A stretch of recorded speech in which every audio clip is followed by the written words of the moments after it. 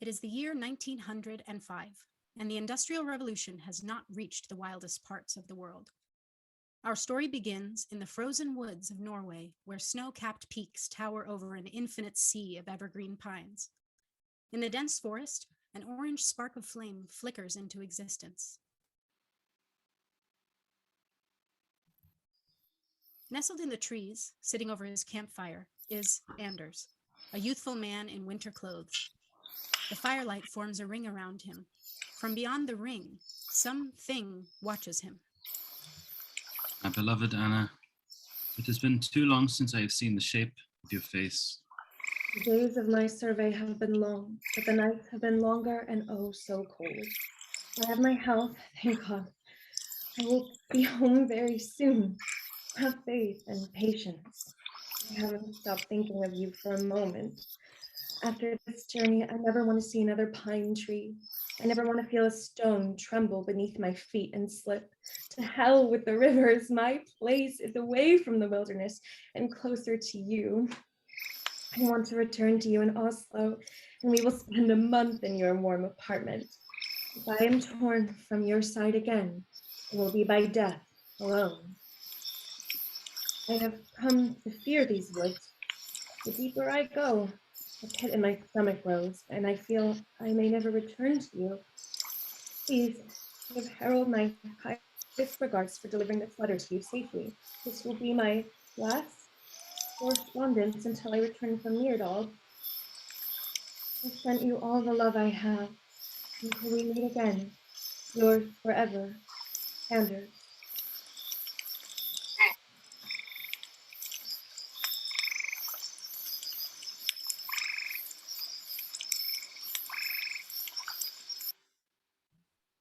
A train chugs through the gray mountains of the Norwegian wilderness, spewing steam into the air. The train plunges into a deep fog as it cuts through a steep valley. A man and woman sit comfortably within their sleeper car. Thank you, Harold. Thank you for meeting me on such short notice. Anders' property has gone into disrepair while he's been gone. Since he was lost. We are still hopeful, madam. Nonetheless, the company sent another expedition to complete the survey of the area. They're nearly ready for blasting, I understand. Why am I really here, Harold? I have something to show you. The train whistle blows as it barrels through the rocky landscape. Beams of sunlight cut through the fog. Anna watches the landscape roll by and catches sight of a gnome as it crawls up from behind a rocky outcropping. I saw something on the rocks, Harold. The lynx have been encroaching on these lands, growing less fearful of man. Well, don't you think it's us who have been intruding upon them? These were their ranges long before we got here. Regardless, they're beautiful, but dangerous creatures. Nature's perfect hunters. Don't stray too close to the wilds. Others have gone missing too. You mentioned that Anders had a property up this way. He never told me anything about it. The lad used his advance to get you to a cottage. He meant to surprise you when he returned. Now it has gone into disrepair, and it could use A woman's touch. a master of the house. The cottages here grow restless without a family living in them. The grass grows thick, the hearth's fire burns on its own. The stones creak and wail. You believe in fairies and superstitions. You have been out in those woods, up in those mountains. Surely if anyone has seen something, it's you. What I've seen and what I believe are two different things, my lady. The train's light cuts through the darkness. Ahead, the tracks end by a group of makeshift huts. Railway workers mill around and gather around a campfire. The train whistles and steams, and the last few passengers get off, including Anna and Harold.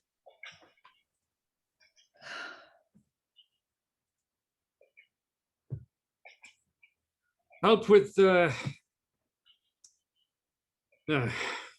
welcome to the furthest reaches of man. The Ziegler expedition left for the North Pole not too long ago. Seems further, no? They have not yet returned. Well, this place certainly feels wild, nearly untamed. We walk past a group of rowdy men huddled by the campfire. Hey! Up the lady with her things. The railway workers grab a hold of Anna's luggage and load it onto a cart. She catches sight of a strange storyteller looming over the fire. He is the Skald. And so the Berghungen rumbled his belly and swallowed the warrior whole. All of his demons, the Bergsro, the Hundro, the Hausro, gathered to feast. If Beowulf or Sigurd had been there, he might have slain them all. But that night, the Valkyries took their spirits to Valhalla, and the helpless warriors' bodies remained in the gullet of the Mountain King and his troops. You've seen them. You don't see the hidden ones unless they want to be seen. It is said that when Eve gave birth to her first child, it was born unclean. When the Lord asked to see her child, she hid it. He declared that henceforth those children would be the underjordiska, under the crown, invisible. Oh, my apologies for the scare, miss. You don't want to sit on those crates. It's dynamite. We brought your luggage to the cottage. It's ready for you.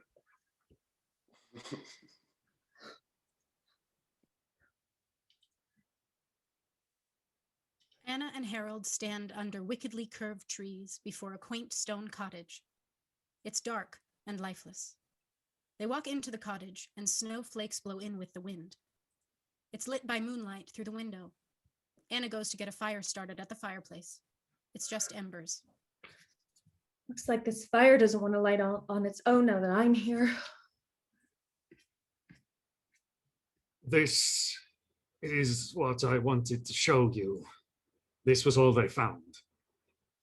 This journal had most of his survey details, but there are other things within. In here, standing stones from the past.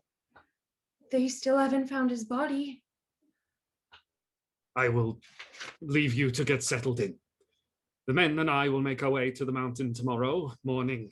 I'll return if I have news. Let me know if you need anything.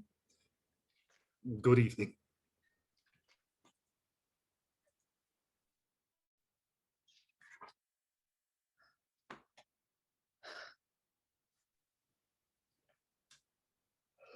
Anna struggles to sleep.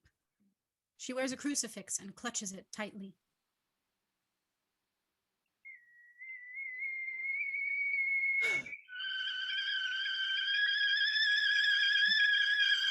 I must have left the kettle on.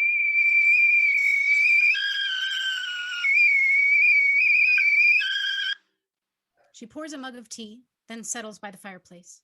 A wave of relaxation washes over her for a quiet moment. The fireplace roars to life. Anna leaps to her feet, spilling her cup of tea. My God! You, my master? A face appears in the fireplace. Anna hurls the contents of the kettle into the fireplace, dampening the flaming face. Who are you?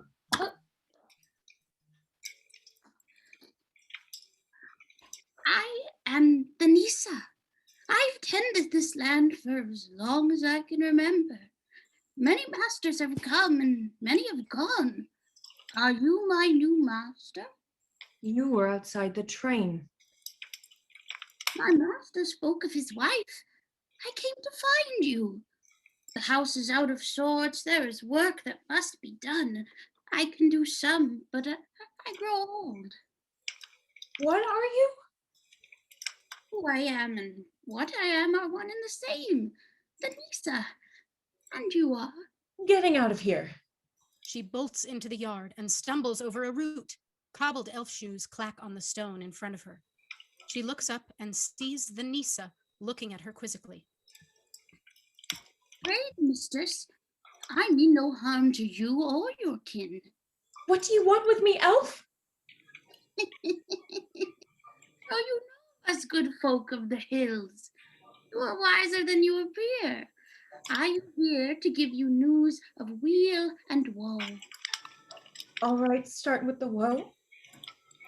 Your husband, my master, has been spirited away. And the wheel. He yet lives. You must go at once, before the sun rises. The signs of my cousins can only be seen by moonlight, and time's running out for my master. Go now. I cannot. In just a few hours, I will be frozen to my core. So you're leaving, masterless and with no lady of the home. His property will fall into disrepair, and I will die. I'll make you a deal. If you protect me from the harsh winter and guide me to him, I will return Anders to this home.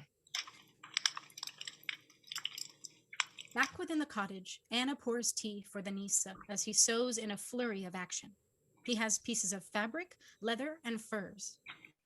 He expertly tightens the string and completes his masterwork: fur and leather armor to keep Anna warm.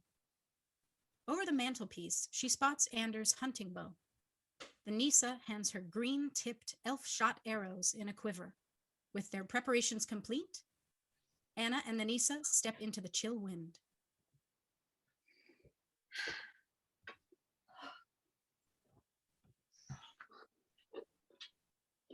This way. And so they begin their trek through the brambles and snow. The Nisa's lantern light creeps through the tree canopy. How do you know what happened to Anders? The stones and trees were talking about it, and I overheard. Are they talking elf? Yes. They are in pain. So am I. What's their story? Yes. Mm-hmm. Yes. Their homes are being overturned. Trees torn down and burned. Stones blown to smithereens.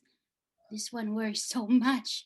Long ago, my people lived in the trees, and then the tall folk, your people, came and tore down my tree and made it into a home, into a fence. Is that why you stay? A tree in nature can stand for ages.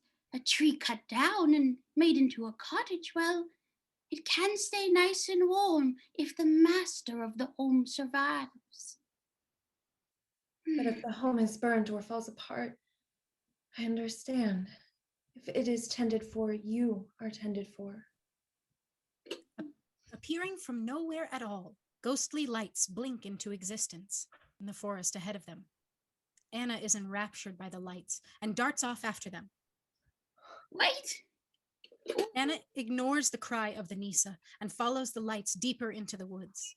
The will-o'-the-wisps bob and dance around merrily. She clambers over a log and slips, then slides down into a ravine. Above her, the wisps dance in a circle. Oh, the tall folk don't listen. It's the years, isn't it? Around Anna, she spies a circle of mushrooms. The wisps follow circle faster above her, and the mushrooms glow. What's happening? Don't let the pixies trap you in their circle. The pixies have almost caught her.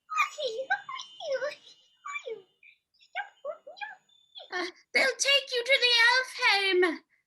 Thinking fast, Anna grabs 2 of the mushrooms and pulls them out of the circle. She kicks another with her furry boot. The mushrooms stop glowing. The pixies start flying erratically above her, then wink out of existence. They've gone? They've gone. Now, they will try to trick you now that you can see them. Come. Anna's quiver of arrows lays on the ground. She nearly leaves the arrows behind when a green glow emanates from their tips. Don't forget those. Elf-shot arrows. Strike true if the archer believes. Not many of those are left in this world.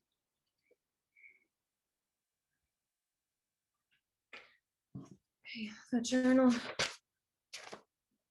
journal says there should be a river nearby. Do you know where we cross? Oh, we're not going near any rivers. They're very dangerous.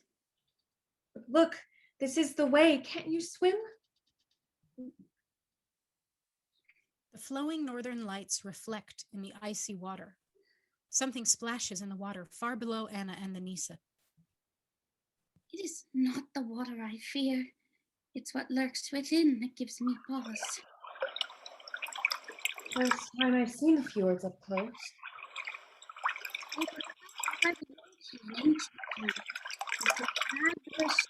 Clubs across the landscape from Nibelheim.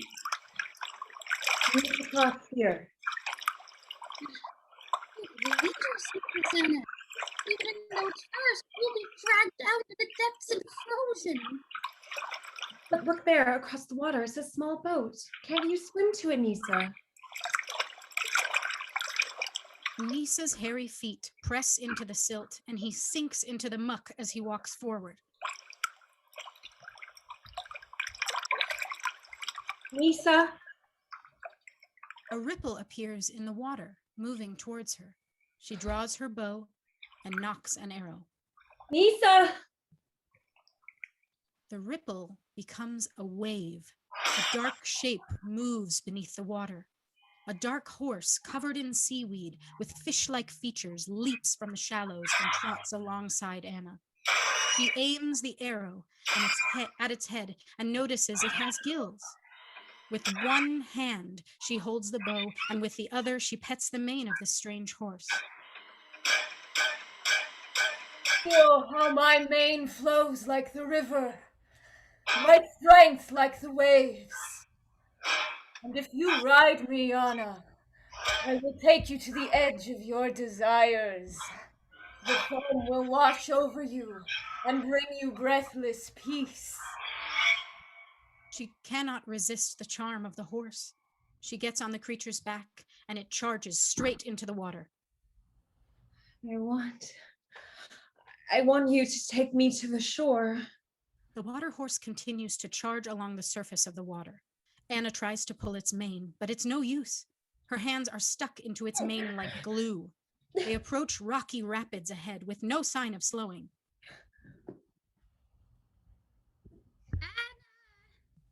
On the shore, the Nisa digs his way out of the wet sand. The Nisa looks around and sees the horse. Oh, the knock. Oh, this is no good at all. The Nisa grabs a large piece of driftwood, boards the small boat, and then pushes off into the water. Anna struggles on the creature's back. She pulls a single hand free of its slime. By the power of Christ, I command you, demon, take me to the shore. Your God means nothing here. Your people have taken the sea from us, but this river is my domain. This water is treacherous. It brings life and death. The creature plunges under the water, and Anna sees its true form. A naked humanoid with gills, flowing black hair, and a haunting, handsome face. Anna manages to grab a hold of one of her arrows. The beast approaches, and its hair entangles her like seaweed. She takes a single glowing arrow and stabs the creature. Anna, grab a hold! There is a thump under the boat. The Nisa looks overboard. The Nurk's tentacle-like hair grabs Anna's leg. The Nisa grabs a matchstick from his pocket and strikes it against the boat. The evil voice appears on the wind. A single matchstick, old man. This is my domain. Come with me, Anna! The Nisa lights himself on fire. He appears as he did once more in the chimney, a creature of ash and flame. Anna's clothes dry instantly. There are benefits to old age. I know your names. Nixie, Nick, Nerd, and Nakey to some. But I remember the eldest name, Nuker.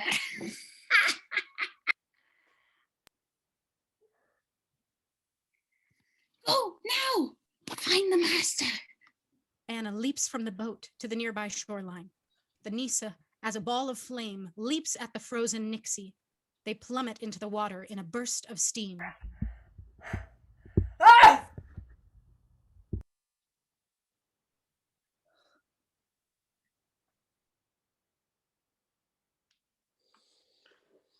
And the maiden wept for what was lost.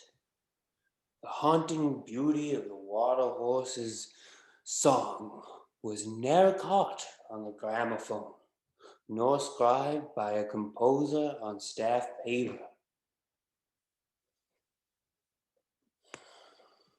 It is said that on a cold night by the river's edge, you can hear its voice trapped in the wind, bereft of its body. What happened next?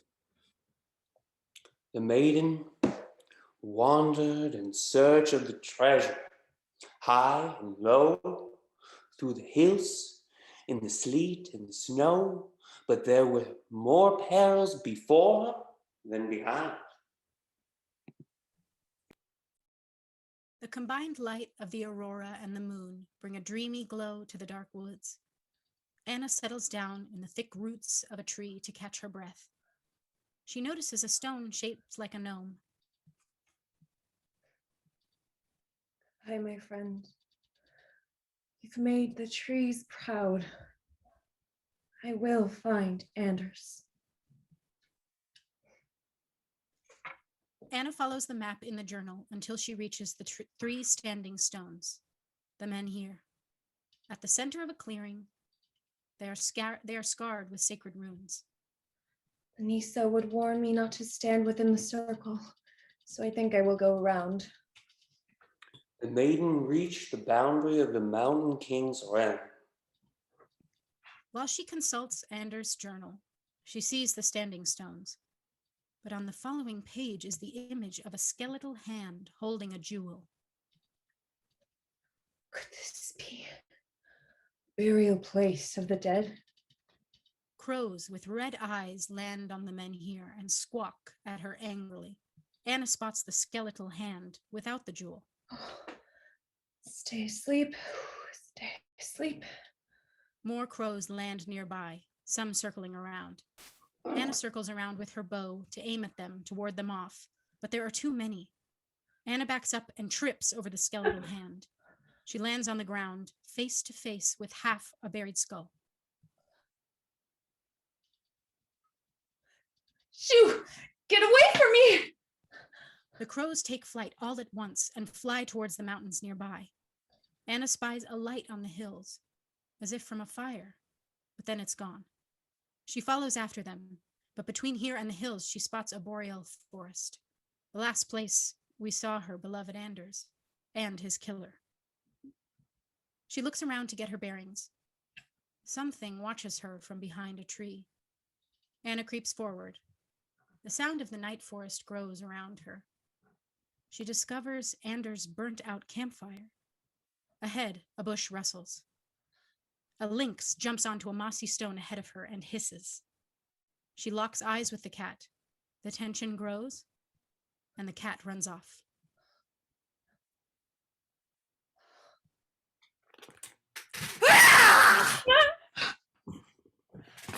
Anna is knocked back into a tree, stunned.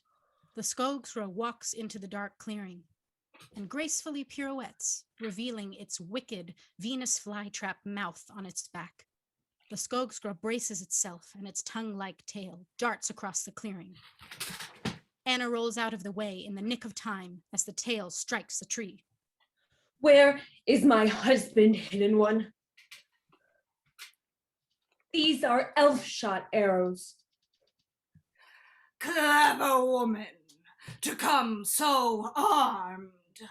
Why do you seek me out, little girl? My husband, Anders, he was here.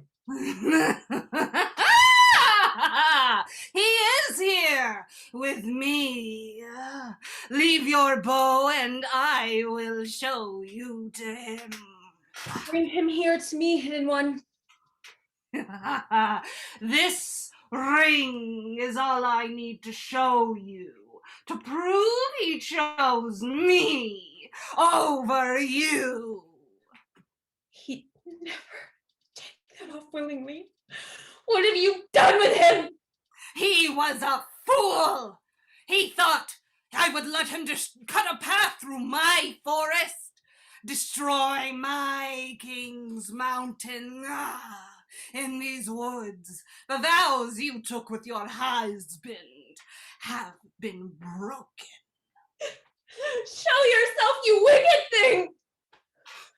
His spirits will stay with me, but the king of the mountain will devour his sweet meat from crown to toe.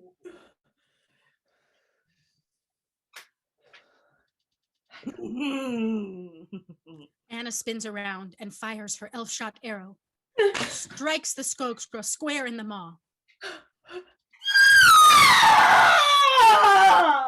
The arrow bursts out of the human mouth on the other side of the body, and the arrow erupts with green lightning, smiting the Skogsra.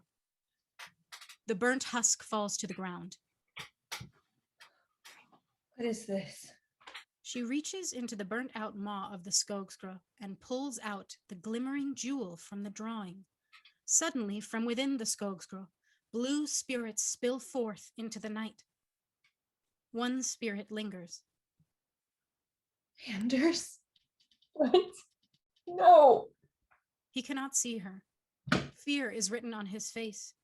His spirit flows into the jewel. It glows ghostly blue, then fades. Dead! Please come back. I found you. I found you. The moss-covered boulder behind Anna raises up. Yellow eyes open and nostrils flare with snot. It is a troll. Oh, you see you have a key there. Is this whole blasted forest alive? Well, it's a silly question, little one. Would be hard to find part of the realm not living, including you, in fact. You're a troll. You say this jewel is a key to what exactly? Ooh, the key, you know, the Hall of the Mountain King. A gem for his treasure hoard. Who is this Mountain King? Is he a troll? Oh, he's well, greater than I am, and hungrier too. Well, he's the ruler of these hills since, well, longer than I can remember. Oh, his feasts, though, oh, the things of legend. The wooden woman, she said the Mountain King would feast on Anders' body. He needs a proper Christian burial. I can't let that happen to him. And legends, troll, they usually end with the tyrant being defeated. Oh. Well, are you going to help me or not? Huh? Oh. Why not? Fine. Anna sits on the troll's shoulders as it lumbers over the rocky terrain. They reach the entrance to the mountain. 2 men here stand at the door of the mountain. A third stone lays across the top, shaping a doorway. In the center, the mountain door is sealed, appearing as stone. Gravahall. What is it? Oh no, I've forgotten my own key. Oh, bother. How does it work? Oh, you must drop the stone into the nook. Which one? There are 2.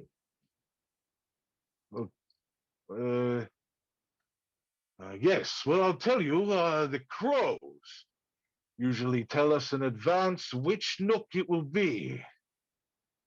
And? Well, the one on the left. That is the right. Oh, bother. I can't remember. They said it was my left or the bird's left. Let's not leave it to chance. She rips off a strip of her sleeve and pulls it into the strips of leather. She ties them together, making a small rope, then wraps the jewel in the rope. She places the jewel in one nook and it hits the bottom. Nothing happens. She fishes the jewel back out with the rope. Why, you're cleverer than me. And I'm the cleverest troll I know. Thanks. Good to know. She places the jewel into the other nook. It hits the bottom, and then there is a heavy scraping sound as the door begins to rise, revealing torchlight from within the rope, and stone is pulled into the nook. It pulls Anna's arm into the nook as she holds on. She braces herself with her legs. Anders, I won't lose you. Troll, help me. Anna manages to pull hard enough to yank the jewel free. She tumbles back to the ground, winded. The door starts to close until the troll puts himself in the doorway and catches the door. Anna, still winded, grabs the stone and slides into the open mountain door. What a gentleman, holding the door for a lady. He lets the door close, kicking up dust. He breathes in the dust and sneezes out.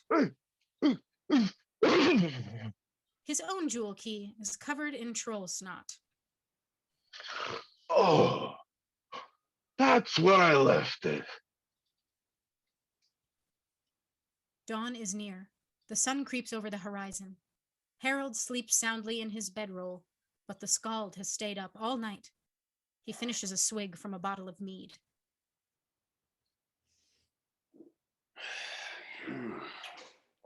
And this is where the story ends. Everyone, get some breakfast, and we make our way to Gravahall for blasting. The tunnel isn't going to dig itself. Back at Gravahall, the tunnel is lit by dim torches. Echoing throughout is the sound of raucous laughter. The troll leads the way, and Anna catches glimpses of what lies ahead of her. An olden times drinking hall, but scaled up. Anna hides behind the troll as much as she can. The massive stone table is surrounded by mammoth bone thrones. Each one has the rump of a troll-like bergskra on its seat. Part of the room is a flooded lake with the Stora, river maidens and strange water creatures. The other side of the room has smaller tables for graven dwarves, trolls, uldra, and other creatures. Fetch forth the tribute! A smaller bergskra hauls a large cart full of treasures and jewels. He dumps them in front of the king. The Berga Kungen sifts through them, examining the jewels. He swipes them all to the floor in a rage. Ah! 3 tributes are missing!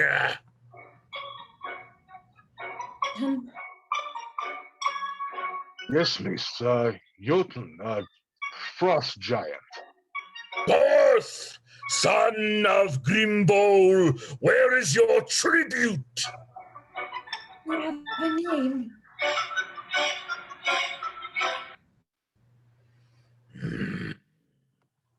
Take a seat, Garth. 2 more tributes. From under the table, Anna sees the water spirits bickering amongst themselves. They're confused. Where is the Nixie? Anna crosses over to the king's throne.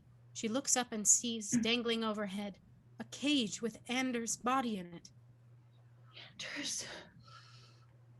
So, the Nixie is gone.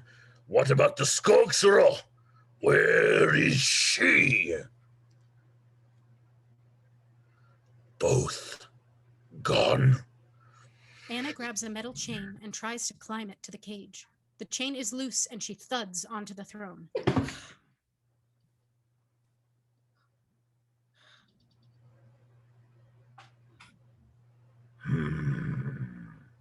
Both are dead. I slew them myself.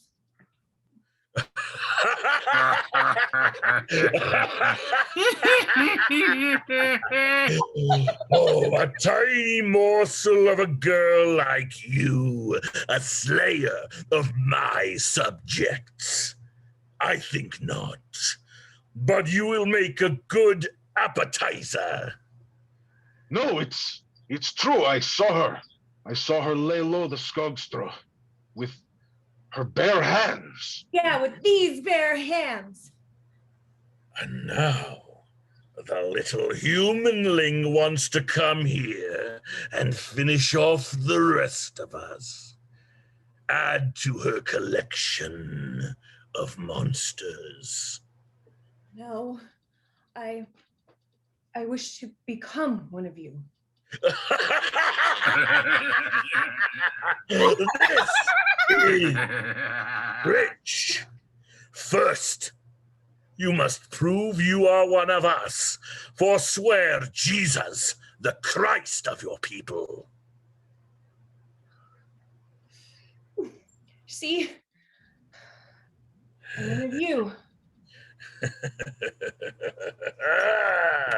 Very good. Very good for a humanling. But a real hidden one must drink deeper than any well of men. Drink this. What are you waiting for?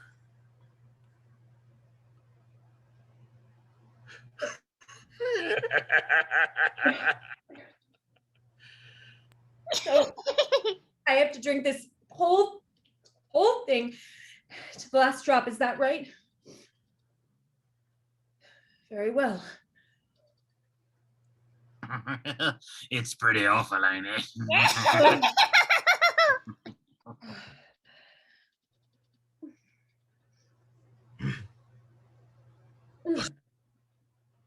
Oh, my goodness. All is needed was some of my magic spices to taste delightful. Magic spices? I want some. No. Oh, the magic spices hit the spot. Give me some, I'm the king. He steals away the ale and drinks from it. Anna shatters the saucer, and the king stops drinking and puts the mug down. Anna runs up to the mug, dives in, and finishes the last few drops. Her legs flail out of the glass. You finished the last drop. So I have.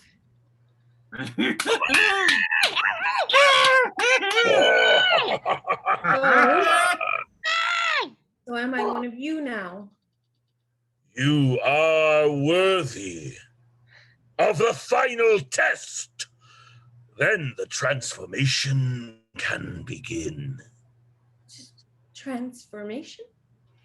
You will be big and strong, or perhaps made of wood, or swim like a fishy. Can't I just be small and scary? See that green one? Think it's scary? No.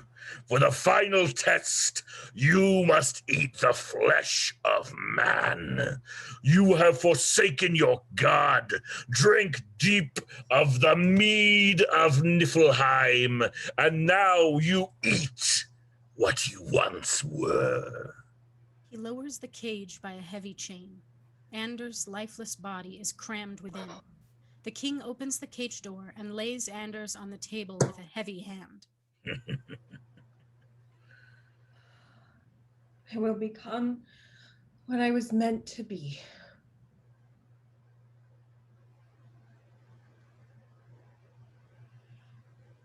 Harold's dark hair blows in the wind as the sun paints the surrounding mountains with creamy orange light.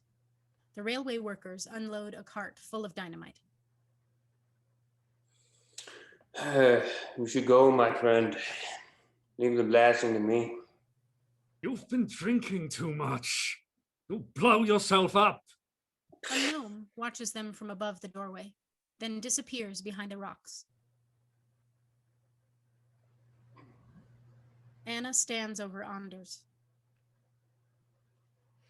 Well, girl, are you a humanling or a hidden one? Men have found the door! What? Kill them and bring them to me. Our feast grows larger.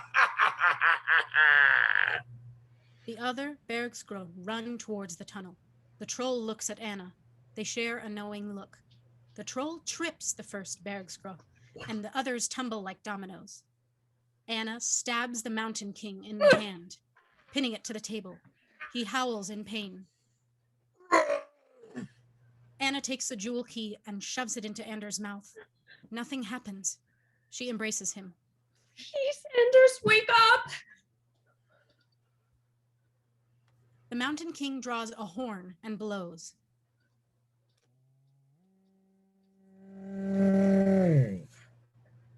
Outside, the railway workers have everything set up.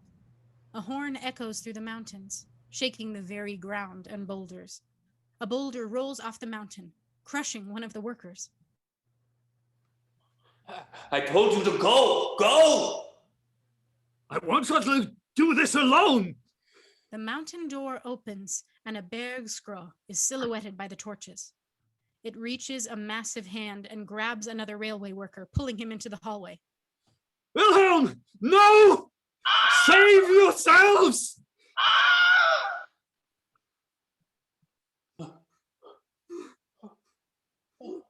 No!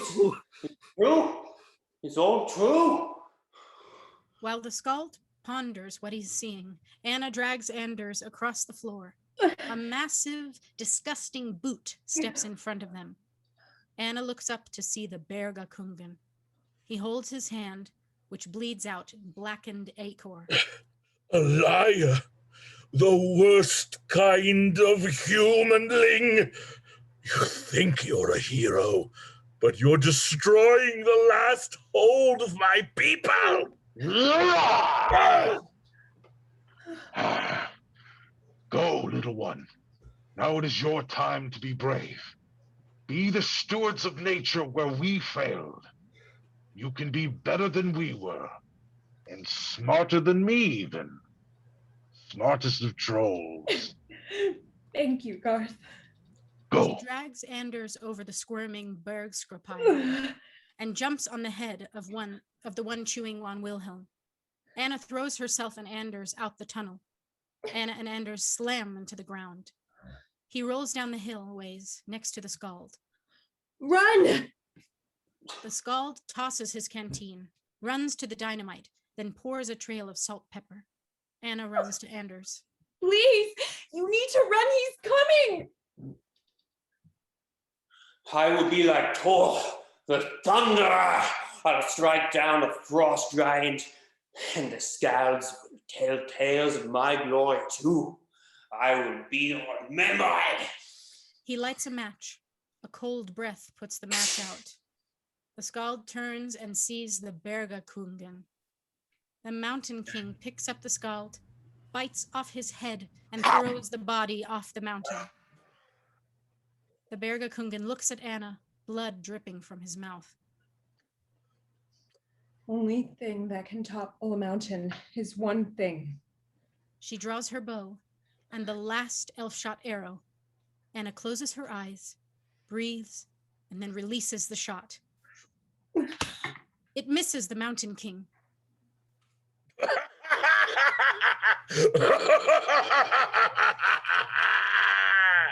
The arrow sticks out of the dynamite box.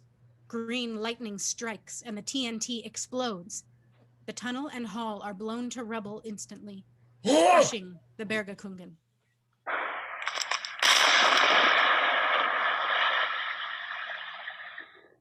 Anna is knocked out from the blast. Everything goes gray, then black.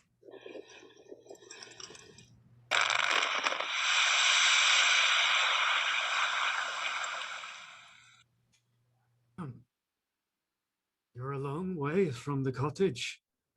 What happened? Anna stirs. The sky is blue above her with faint clouds. The birds are chirping. It is a new day. I must have been sleepwalking. I dreamt a fanciful story, like one out of Henrik Ibsen's plays. There were elves and dwarves, trolls, and Anders was... I don't think it was a dream, Anna. Come back to me. You've gone far away, but I found you. I've got you. The jewel glows in his throat, then his chest. Anders awakens. I never want to part from you again. Come with me. Where? Everywhere. The world is so big and beautiful. I want to share it with you. Above the rubble is a single stone with a familiar red cap. A smile is carved upon it. We soar over the mountains, above the fjords, and into the cover of clouds.